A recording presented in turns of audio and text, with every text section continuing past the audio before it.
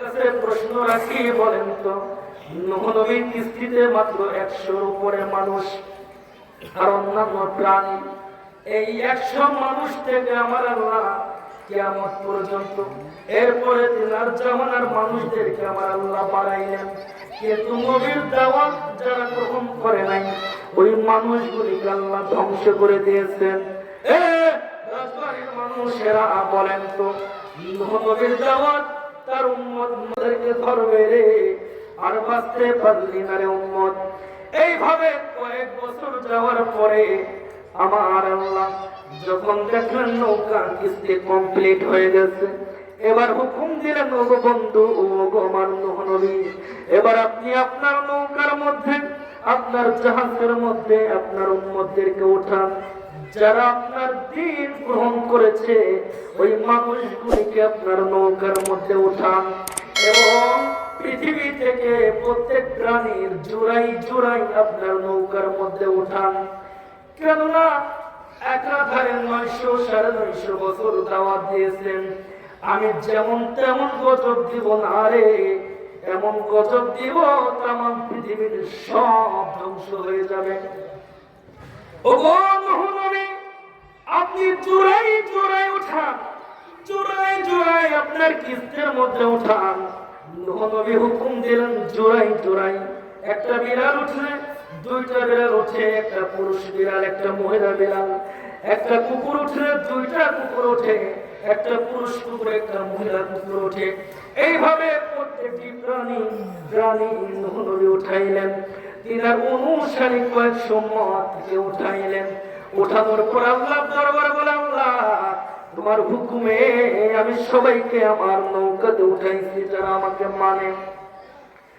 এরে রাজবাড়ির মানুষ, নূহ নবীকে আমার আল্লাহ 4টি সন্তান দান করছে। একজন হলো হাম, 2 নম্বর জন শাম, 3 নম্বর জন হলো ইয়াফিস, 4 নম্বর জন কেনান। এই 4 জন সন্তানের মধ্যে আমার আল্লাহ 3 জনকে কবুল করে নিলেন, হেদায়েত পাইলেন। নূহ নবীর একটি সন্তান কেনান কাফেরদের অন্তর্ভুক্ত হইলেন। আমার আল্লাহ বলেন, ওগো নবী নূহ, আপনার 3 জন ছেলেকে উঠান। কেনানকে আপনার নৌকাতে উঠাতে পারবেন না।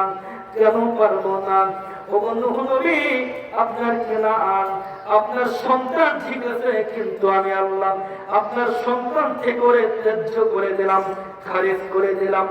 একটি মাত্র কারণ, যখন তার উম্মতের মধ্য থেকে কাফের মুশরিকেরা হাসি ঠাট্টা করত, নূহ নবীর ছেলে কেনান তাদের সঙ্গে তাল মিলাইতো, তাদের সঙ্গে তাল মিলাইতো। বাপ নৌকা বানাই, কিস্তি বানাই, কিন্তু হাসি ঠাট্টা করে উম্মত। তাদের সঙ্গে কেনান তাল মিলাই, তাদের সঙ্গে চলাফেরা করে। এরে রাজবাড়ির মানুষ, এত বড় ঘটনা দিকে এটার নাম কেন? সঙ্গদোষে লোহা বাসে, সঙ্গদোষে লোহা বাসে। আপনি যদি একাধারে 1 মাস পর্যন্ত একটা সিগারেট খান বন্ধুর সাথে ঘোরেন, 2 মাস শুরু হওয়ার আগে দেখবেন আপনার মুখেও সিগারেট উঠে গেছে। এটা কথা বলেন না কেন? 1 মাস যদি আপনি বেনামাজের সাথে ঘোরেন, আপনি মাঝে মধ্যে নামাজ পড়েন, বেনামাজের সাথে মাত্র 1টি মাস ঘুরবেন, দেখবেন 2 মাস শুরু হওয়ার আগে আপনার সব নামাজ বাদ হয়ে গেছে। এটা একমাত্র সাহাবাদের তাসির। আল্লাহর নবী নূহ নবীর ছেলে কেনান শুধু কাফের হইছে, তার উম্মতের সঙ্গে চলতো, কাফের মুশরিকদের সঙ্গে চলার কারণে আমার আল্লাহ ত্যায্য করে দিয়েছে। নূহ নবী নৌকাতে তার উম্মতদেরকে উঠালেন। তার উম্মতদেরকে উঠানোর পরে এবার আমার আল্লাহ আসমানকে বলে দিলেন, আসমান, এরে আমার আসমান, আর দেরি করিস না রে, তোর দরজা খুলে দে। এমন ভাবে বৃষ্টি নামাতে শুরু করবি রে, আমি আল্লাহ হুকুম না দেওয়ার আগ পর্যন্ত জমিনে বৃষ্টি দিবি। এমন ভাবে বৃষ্টি দিবি রে, পৃথিবী থেকে যেন একটি পাহাড়ও দেখা না যায়। বড় বড় পাহাড় ভেদ করে যেন পানি উঠে যায়। আমার আল্লাহর হুকুমে মহাপ্লাবন শুরু হয়ে গেছে, বৃষ্টি নামা শুরু হয়ে গেছে। আর তাফসীরের মধ্যে উল্লেখ, নূহ নবীর সন্তান কেনান কাফেরদের সঙ্গে তৎকালীন সময়ে সব থেকে বড় পাহাড়ে উঠছে। বড় পাহাড়ে উঠেও রেহাই পাই নাই রে, ধ্বংস হয়ে গেছে। নূহ নবী তার উম্মত তার অনুসারীদেরকে নিয়ে কিস্তির মধ্যে থাকলেন একাধারে। কয়েক মাস বৃষ্টি নামলো। বৃষ্টি নামার পরে আমার আল্লাহ যখন সমস্ত মানুষদেরকে উম্মতদেরকে ধ্বংস করে দিলেন, এবার আমার আল্লাহ মহাপ্লাবন দুর্যোগ শেষ করে দিয়ে পানিকে জমিয়ে নিয়ে গেলেন।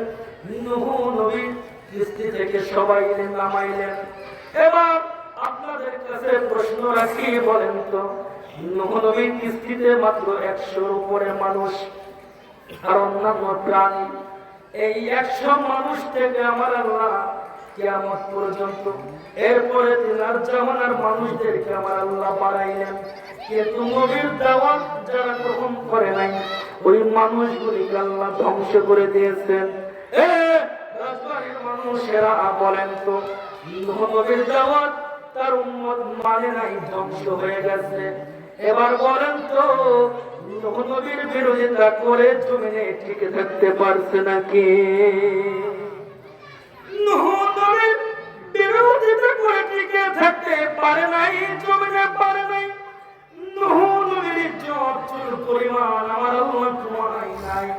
নূহ নবীর ইজ্জত দিন দিন বাড়ছে। তদ্রূপ আপনি যতই আল্লাহর নবীর বিরোধিতা করেন, আল্লাহর ওলিদের বিরোধিতা করেন, অসুবিধা নাই, জমিনে আপনি থাকবেন না।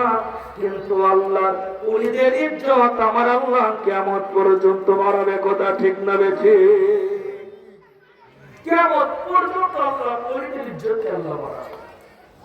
আপনি মানলেই কি আর না মানলেই, আল্লাহর ওলিদের ইজ্জত আসমান থেকে বাড়াবে।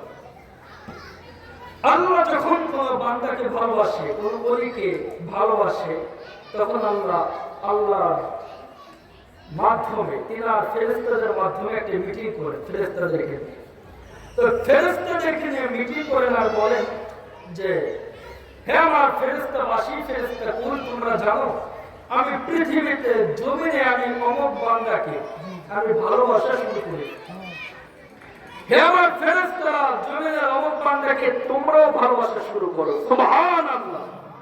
শুধু তাই নয়, জিবরাইলকে ডাকে। জিবরাইলকে ডাকতে বলে, জিবরাইল আমার অমুক বান্দাকে আমি ভালোবাসা শুরু করেছি, তুমি জমিনে যাও। জমিনে গিয়ে মুমিন বান্দাদের অন্তর্দৃষ্টিতে, মুমিন বান্দার কলবে তুমি বিধিয়ে দিয়ে আসো, সমস্ত মানুষেরা যেন ওই মানুষটিকে আমার প্রিয় বান্দাটাকে তারাও যেন ভালোবাসে। বলেন না সুবহানাল্লাহ। এবার জিবরাইল জমিনে এসে যার অন্তরে অন্তরে আল্লাহর ওলিদের মহব্বত দিয়ে গেছে, সেই একমাত্র আল্লাহর ওলিকে ভালোবাসতে পারে।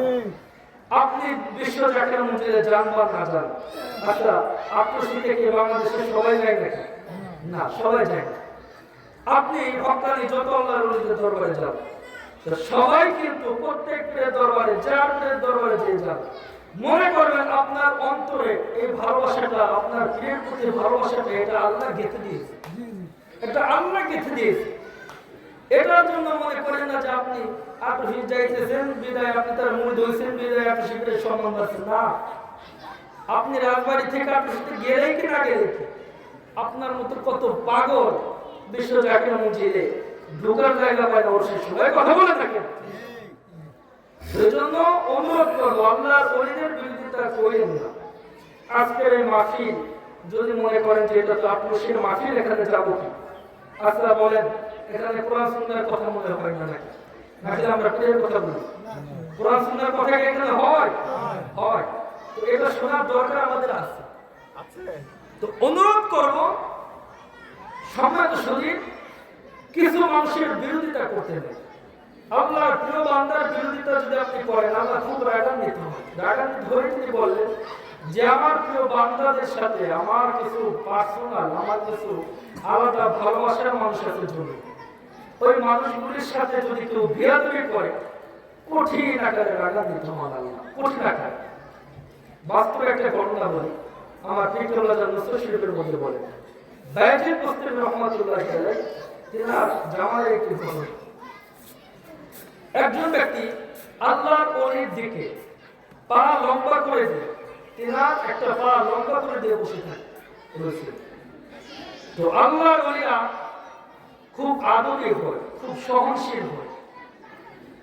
আল্লাহর ওলির দিকে পা লম্বা করে দিয়ে তার উদ্দেশ্য ছিল কি সেটা জানি না। যদি বেয়াদবি উদ্দেশ্য হয়, আপনি দেখেন আল্লাহর ওলির সাথে বেয়াদবি না হোক, কিন্তু একজন শিক্ষিত পার্সন, একজন সাধারণ মানুষের কথা বলে, আমার একজন মুরব্বী দাদু ভাই, ওনার সামনে কি, ওনার সামনে আমি পাতা লম্বা করে দিয়ে বসে, এটা আদব হবে? আপনার বলেন না কেন এটা আদব হবে? আপনার থেকে বয়সে বড় অথবা আমার থেকে বয়সে বড় এরকম একটা মানুষের সামনে পা লম্বা করে দিয়ে বসে কি এটা আদব না? আর কোথায় একজন আল্লাহ, তো তিনা সামনে পা লম্বা করে দিয়ে বসে গেছে। এরপরে দেখা যায় তিনি মারা গেছেন, তার সন্তানও পায়ে এমন রোগ হয়েছে, পা ব্যাখ্যা করতে পারে না, ওই পা টান করে রাখা যায়। ওই লোকটা মারা গেছে, তার ঘরের সন্তান, তারও একটি সন্তান হয়েছে বাক্যদের মধ্যে এইভাবে এমন প্রতিবন্ধী যে পা আর ভাঁজ করতে পারে না, পা শুধু লম্বা করে রাখা যায়। তার মানে 3 পুরুষ পর্যন্ত একটা বেয়াদবির কুফল পাইতেছে একজন আল্লাহর ওলির সাথে বেয়াদবি করার কারণে। বেয়াদবিটা কি? আল্লাহর ওলির সামনে পা লম্বা করে দিয়ে বসে গেছে। এই মানুষটার কুফলটা, এই মানুষটার কর্মফলটা ভোগ করছে তার নাতি পর্যন্ত, বংশ পরম্পরায় পর্যন্ত ফল করছে। প্রতিবন্ধী হিসেবে পা ভাগ করতে পারে না। আচ্ছা বলেন, ওলি আল্লাহদের সাথে বেয়াদবি, ওলি আল্লাহদের সাথে বেয়াদবি, মুরব্বীদের সাথে বেয়াদবি, মা বাবার সাথে বেয়াদবি, এটা হয়তো আপনি মনে করতে পারেন সাধারণ বিষয়, কিন্তু এটা আল্লাহর কাছে অনেক বড় অসাধারণ বিষয়। এইগুলো আল্লাহ মাফ করে না, অথবা এটার ফল আপনাকে ভোগ করা লাগে।